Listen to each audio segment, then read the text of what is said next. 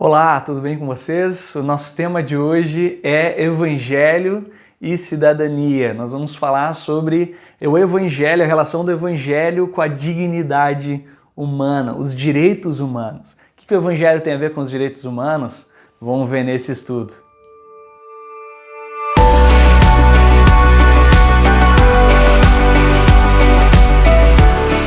Queridos, é muito bom estar com vocês mais uma vez, refletindo sobre esse tema tão crucial para a nossa sociedade, para a nossa vida com Deus. Uma coisa que a gente precisa desmistificar é que ter um relacionamento com Deus tem implicações na vida em sociedade.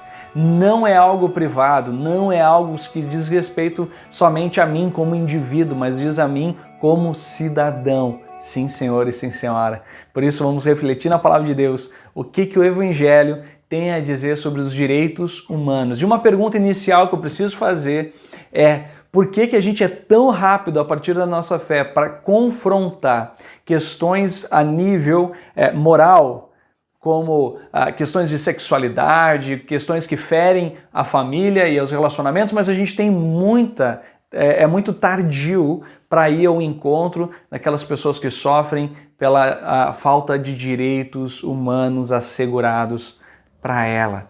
É impressionante que no mundo evangélico brasileiro a gente percebe uma grande movimentação no que diz respeito à moralidade, mas uma letargia, literalmente, para buscarmos os direitos ou ser a voz daqueles que não têm voz em nossa sociedade, aqueles mais fragilizados, mais necessitados. E a palavra de Deus ela é rica para dizer: aquele que não vê a necessidade do pobre, ele não é alguém que nasceu de novo, não é alguém que vive o reino de Deus ou a justiça do reino de Deus, porque a gente simplesmente se volta para aquele que é mais frágil ou vulnerável, porque esse sim precisa da nossa mão, precisa do nosso auxílio. O texto que nós vamos ler para falar um pouco sobre isso é Mateus 9, 35 e 36. Você pode ler no seu pequeno grupo e refletir e aprofundar esse texto. E aqui fala sobre o ministério de Jesus. E a Bíblia diz: Jesus ia passando por todas as cidades e povoados,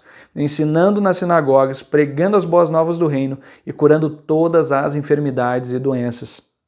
E aí diz a palavra: ao ver as multidões teve compaixão delas, porque estavam aflitas e desamparadas, como ovelhas sem pastor.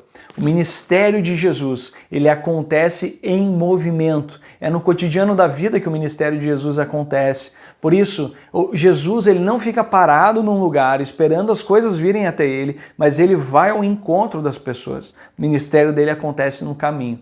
E é no caminho que ele enxerga. Mas Jesus ele tem uma tríade no seu ministério. Grava isso. Jesus vê a situação à sua volta, a necessidade da pessoa. Então Jesus sente, mas ele não fica só no sentir, no compadecer-se, mas ele sim faz algo. Então Jesus ele vê, Jesus ele sente, mas Jesus ele age. Ver, sentir e agir. Esse é o ministério de Jesus e esse é um ministério que ele deseja que nós como igreja experimentemos. Por isso tem tudo a ver com a vida em sociedade. Nós não estamos fechados na nossa bolha igreja, mas nós estamos interessados na vida das pessoas, na vida em sociedade, na vida em comunidade. A palavra de Deus ela sempre reforça essa questão da coletividade. Jesus ele veio salvar todas as pessoas, mas também o ser humano todo. Eu quero destacar a parte em que Jesus aqui é anunciado como uma ênfase do seu ministério, curando todas as enfermidades e doenças. Jesus, ele não curava as enfermidades e doenças porque ele era um curandeiro. Ele não curava as enfermidades e doenças porque ele queria uma autopromoção. Jesus curava os doentes e os enfermos porque era uma manifestação do reino de Deus. No céu não existe enfermo, no céu não existe doente, e por isso quando o reino de Deus ele é manifestado, existe cura. E essa cura, ela é ampla, Porque assim como lá em Gênesis 3 mostra a queda do ser humano, e a queda do ser humano ela é moral, a queda do ser humano ela é espiritual, a queda do ser humano ela é psicológica, a queda do ser humano ela é social, ou seja, nós ao rompermos com Deus, nós rompemos com o outro e nós rompemos como sociedade, nós não mais vivemos na coletividade, nós vivemos na ruptura dos nossos relacionamentos, na agressão das nossas falas. Por isso, ao nos resgatar, Jesus está transformando a nossa vida. Mas, eu quero destacar isso, a missão em Jesus ao curar é, sobretudo, resgatar a imagem de Deus que está em todo ser humano. Essa imagem foi corrompida pelo pecado.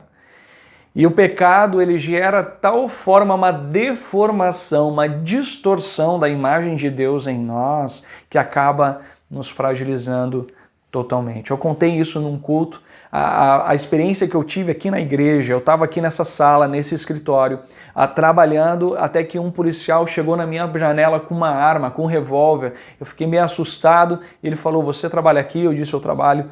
E aí ele disse, teve um rapaz que roubou aqui uma lava-jato e ele pulou o portão aqui para dentro. E a gente foi procurar esse rapaz, encontrou esse rapaz, e aí os policiais o prenderam. Eu tive que fazer todo esse movimento de ir na delegacia, fazer a ocorrência. E aí eu comecei a conversar com o policial. E ele disse, eu fui perguntando qual o nome dele. Ele disse, Juarez, o nome dele. Eu disse para o delegado, olha, quantos anos tem o Juarez? Ele disse, tem 29. E aí eu comecei a pensar, puxa vida, eu tenho 31 anos. Nós somos muito semelhantes em idade, dois jovens em Curitiba.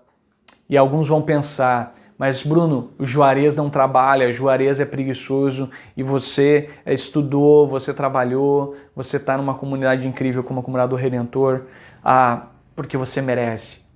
Desculpa, querido, nós não tivemos as mesmas oportunidades, nós não tivemos as mesmas chances da vida. A gente precisa perguntar como é que foi a família do Juarez, como é que foi os estudos, qual foi a realidade na qual ele enfrentou. Por isso, quando nós falamos de direitos humanos e o resgate da dignidade, nós estamos falando de dar a essa pessoa a oportunidade de viver uma nova vida. Quando nós anunciamos o Evangelho de Jesus, o Evangelho de Jesus restaura a nossa vida, nos dando essa novidade de vida. Nós podemos viver algo novo, mas esse algo novo significa que nós vamos agora ser restaurados em nossa dignidade. E nós, como igreja, nós vamos ajudar tanto essa pessoa a ser resgatada dessa situação de vulnerabilidade, a torná-la alguém autônoma, alguém digna, para tomar as decisões, crescer na vida e colaborar com a sociedade. Por isso, eu quero desafiar você a entender essa mensagem do Evangelho.